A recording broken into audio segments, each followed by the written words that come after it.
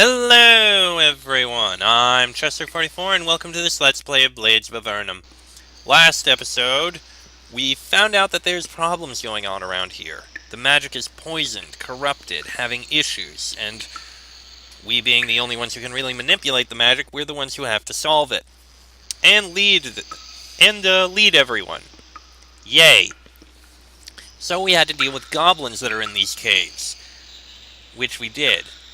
Of course, the only way we could get in was by unraveling this knot of magic over here to get in, but when we did, we discovered that it was not natural or accidental. It was made by someone or something.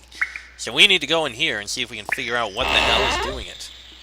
Through this door, there are more abominations, but they appear to be of a different kind. Their skin has rotted away, leaving only strips of flesh hanging on animated bones. But you feel something strange here. The glowing being in the back. It can use a certain kind of magic, but it is not the magic of the island. Whatever is causing this corruption, it is from deeper in this cave. Oh boy. Oh crap! Well, that went poorly. Let me reload. Alright, better idea.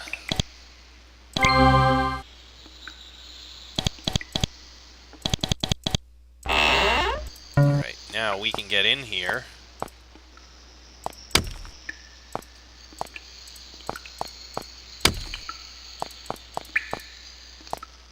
You... that helps. And you, lightning spray.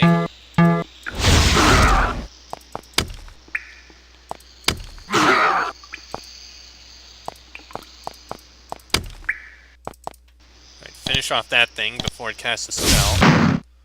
You strike down the magic-wielding being, but the sense of wrongness about this place does not leave. There's something here, perhaps behind the doors to the west, that is still creating these abominations.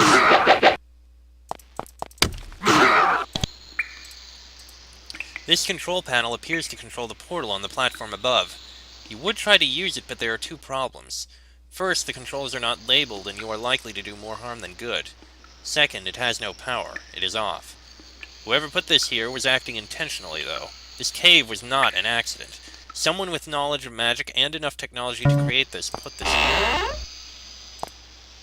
Oh, goody. Demon statues. This is wonderful. Oh.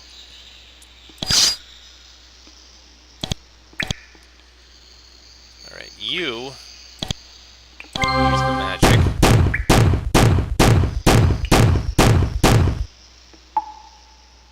Goblin fighters take 4 damage.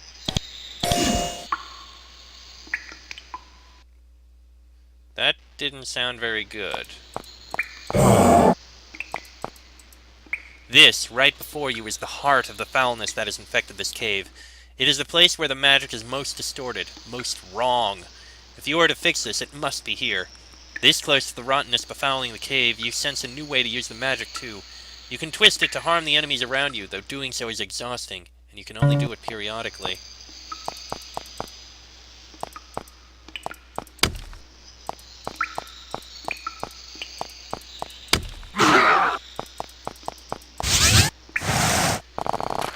Oh, that's not good. Well, let's try casting it.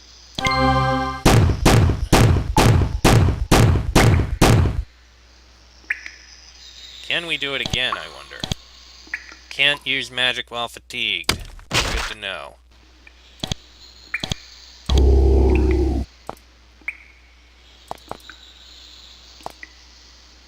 Okay.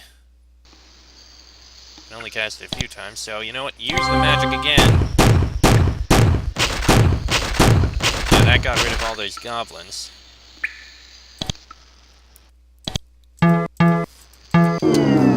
That's slow. Son of a bitch. Well, that sucked. Gonna have to reload. Alright, let's try this again more carefully.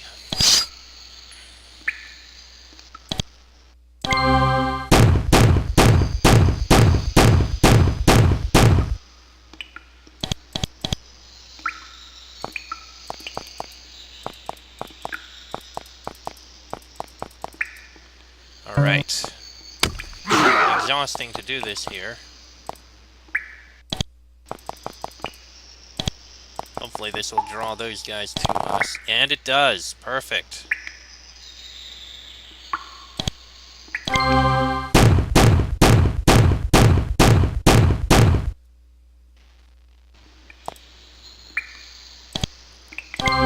Is it exhausting to do this? Yes. But it's killing all these guys, so I'll take it. No, not that. That!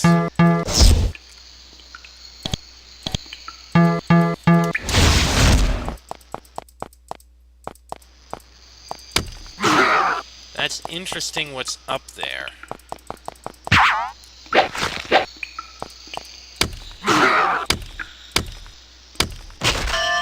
There's the last Goblin Chieftain. There we go. Got a whole bunch of bodies around here.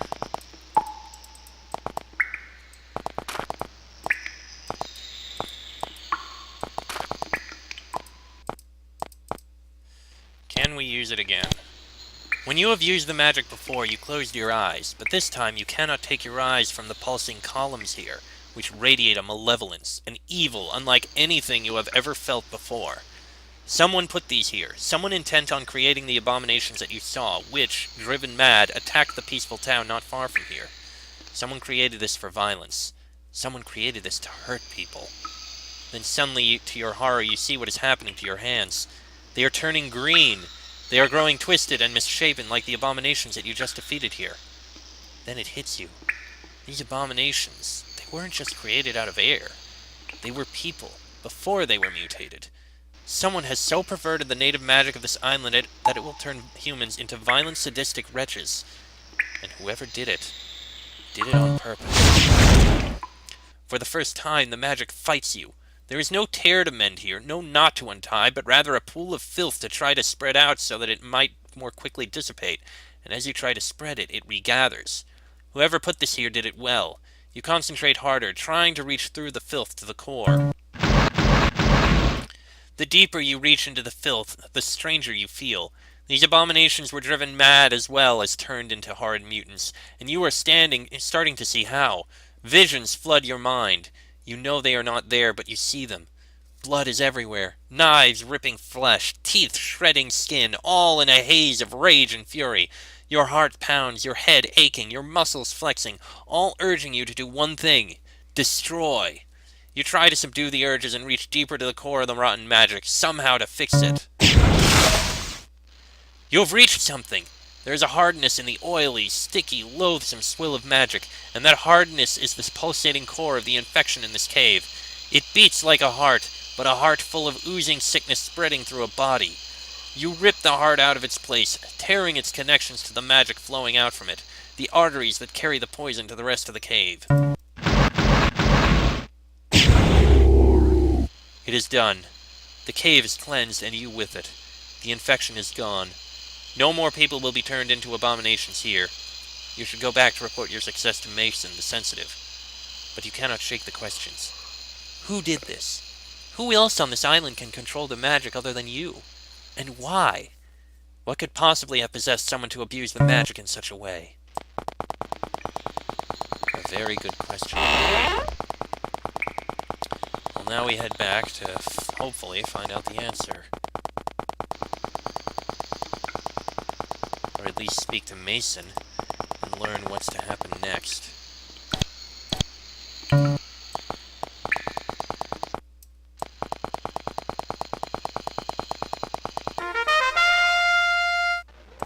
Well, we also have some loot that we can sell and such.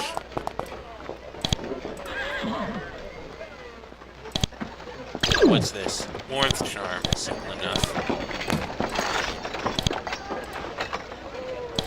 And we have things to sell. A few things.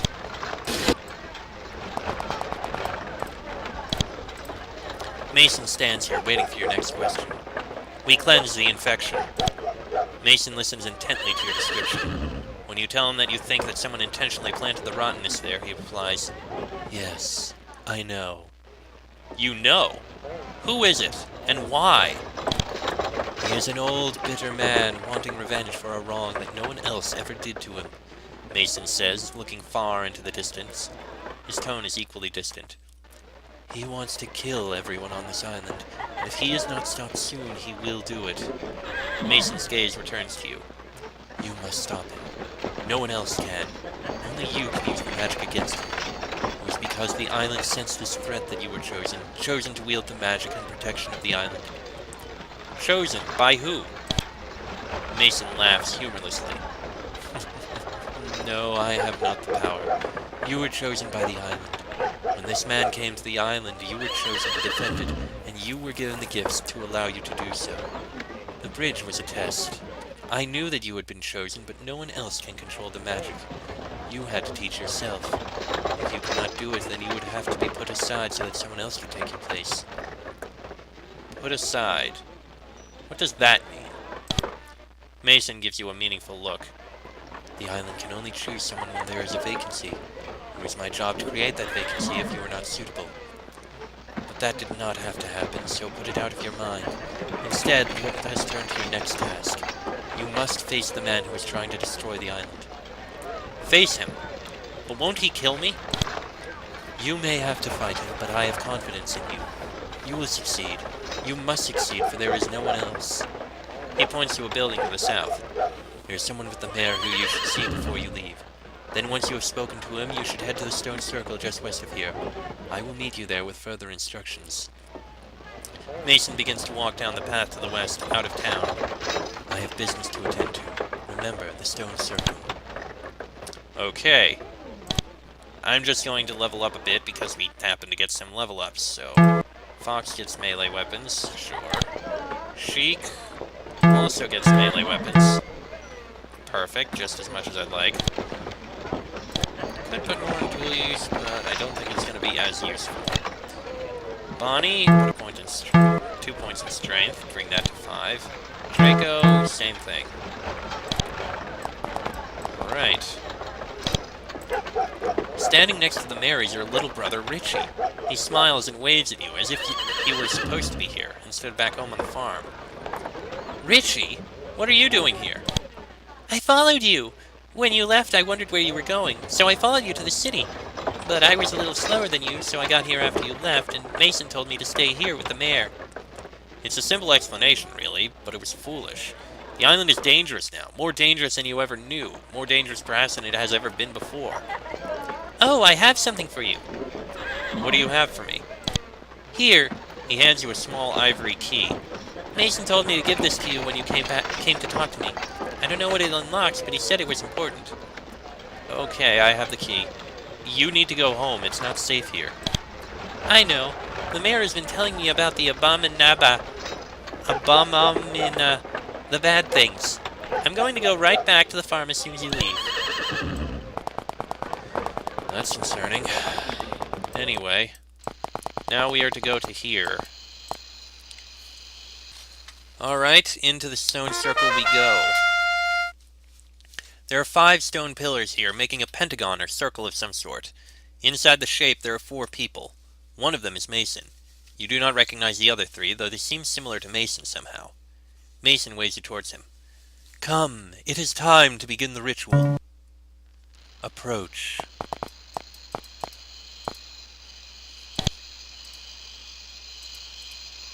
Archer, Captain, High Priest. Mason stands with several others in the stone circle, watching you as you approach. Yes, it is good that you have made it this far. What do you mean, made it this far? Fighting the abominations, wielding the magic, facing all the dangers. These are not easy tasks. Mason says this rather casually, but you catch something that he may not have intended to let slip. Wait, you just listed the wielding the magic as if it were risky. Is it? Mason's face falls for a moment. Disconcerted, he looks at the other 3 around him, but they remain impassive, saying nothing. No, he begins, but seeing the expression on your faces, he switches what he is saying halfway through. But then again, yes. We do not rightly know. What do you mean you don't know? Don't you have experience with this? No, not personally. The other on the island who can control the magic is a recluse. I have never met him. Those who have say that he is unstable, unhinged mentally. This would seem like nothing except... Except...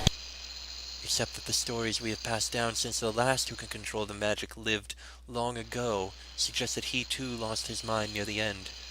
We do not know if this is just coincidence, but the only other two people like you of which we know anything became madmen after some years. That sounds awful! Yes, well, there's nothing we can do about that right now. Focus on the task at hand. You have to enter the circle and receive the blessing of the magic. The sensitive points. Walk to the edge of the hill, then back to the center of the stone circle in the middle of us. Then the ritual will begin.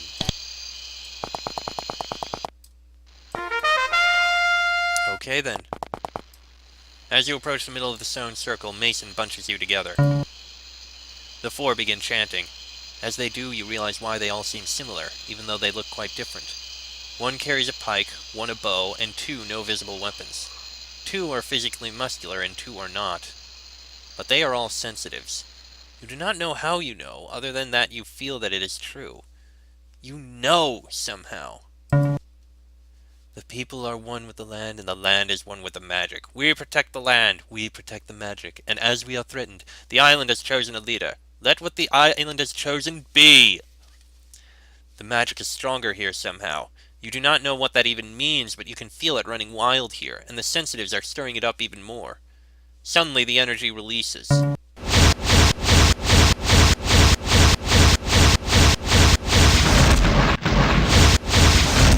As the dust settles, you stand stunned.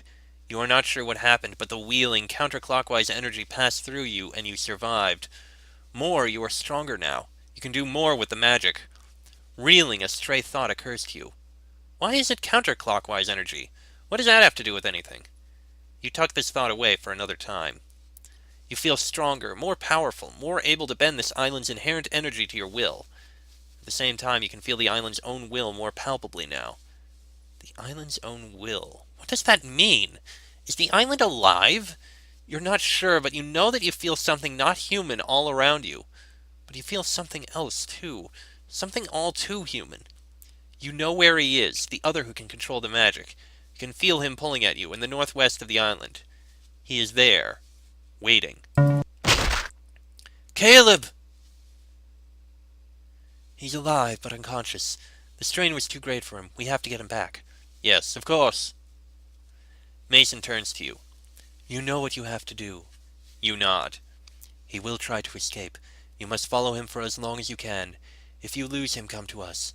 We will be in the village in the mountain. Somehow you know where that is, too. There's a large group of sensitives west of here, just up the mountain. Mason and the other two sensitives pick up the unconscious fourth member of their group and take him away to the village. You, on the other hand, must head northwest. The other, the one who can control the magic, is out there somewhere, and you must face him. Did we gain more ability to use spells? No, perhaps not. Can we actually go to this village? Not yet. So I guess our only path now is northwest. You approach the small of trees, but with your newfound communion with the island, you immediately find a path through. The northern section is not nearly as thick as it appears.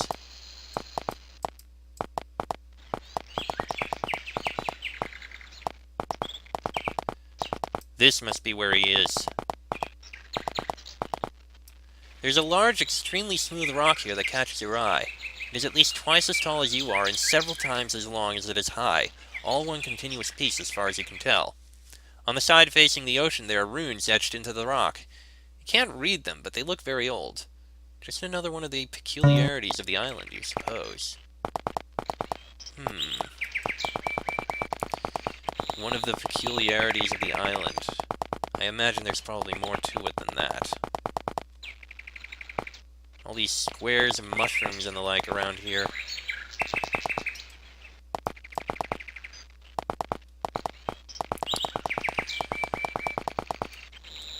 Looks like we actually managed to find a way to the other side here.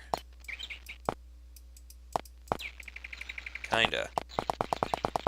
We still can't get to that last bit. There must be a way. Maybe if we went all the way around.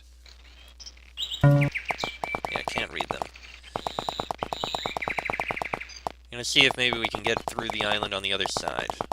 So sue me. I'm curious. It does seem like this scenario was actually made with the intent that all 4 characters were made to be mages. After all, we are slowly getting more powerful as time goes on. No, we can't go through that way. Is there another one of those islands, one of those rocks on the south end here or something? Or east end? Perhaps not. Oh, by the way, I suppose I should tell her. Sophia, I delivered your message. Thank you. Did Ethan pay you? You nod. Good, she says, offering you another of her kindly smiles. Yeah, we still have two side quests to do, which we will do when we get a chance, but for now it seems like our goal will be to move on to the next area, our next mission.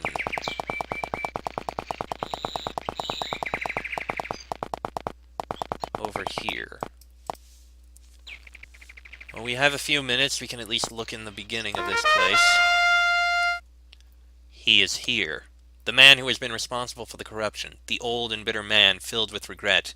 You can feel it in the magic around him. His anger, his loathing. His hate is everywhere in this tower, filling it with dangers. In the center, at the top of the spire, is where he waits. He knows you are here, and he waits for you. Around you as you enter this place, you notice statues of lizard men. Some fragment of a memory, a trace of a vestige of a forgotten moment, patters across your mind like a rock skipping across the surface of the lake. Before you can remember what these lizard men signify to you, though, it is gone. There's a puddle here. What do? Look into the puddle. You see a key in the bottom of the pool. You reach in and take it. It appears to be made of bone, though you cannot tell what kind. It feels like suffering. Someone was hurt a great deal because of this key. With a shudder, you pocket it.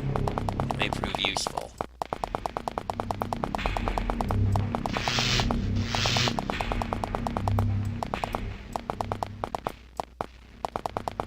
That's concerning. So we have 2 keys now. On this platform, there's a chair and a table and a chest full of wine. You can almost see the old man sitting here, staring at the sea and drinking his wine. He did not come here to do work. He came to this chair to stare at the sea, remember, and regret. You do not know what he remembered or what he regretted, but you can feel the enormous emotions that seeped into this place as vividly as if they were your own.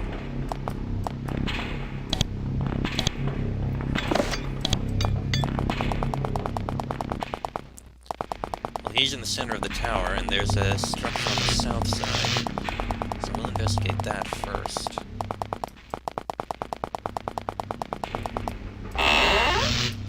You were able to find this tower because the magic feels disturbed on this side of the island, agitated from its normal course, not altogether unlike the broken bridge. But if the magic is disturbed in this whole area, this room is different. Here, the magic screams. There is a natural course to events, a natural way for events to unfold. The laws of nature are malleable to one who has the power, but they remain laws even if they are broken. This lab is littered with the shattered remnants of the laws of nature. The man who lives here has done so much to pervert the order of things that it will take you a moment just to determine all that he has done. You fiddle with this lever, but you cannot move it. It is locked. You can see that it controls the power for the laser across the room, but there does not seem to be any way to turn it off. The collection of books here is impressive. You have never seen so many books together in the same place before. The bookshelves are lined with them. A few of the books are written in letters that you do not even recognize. Those you can read all refer to traveling to other worlds, other realities, and other times. They might be fascinating, but they do not bear on your task at hand. Other times, realities, and worlds?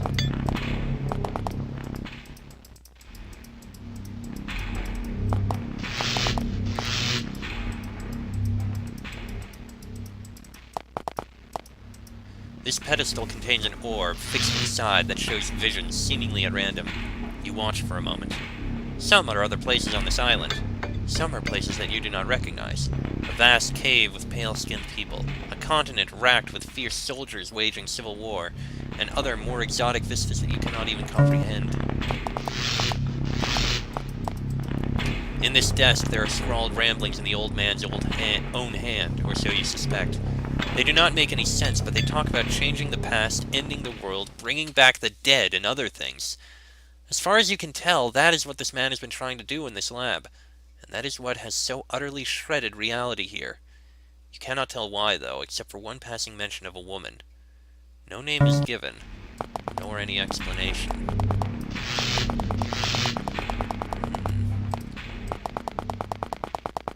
Well, the only other thing to do is to head into the tower.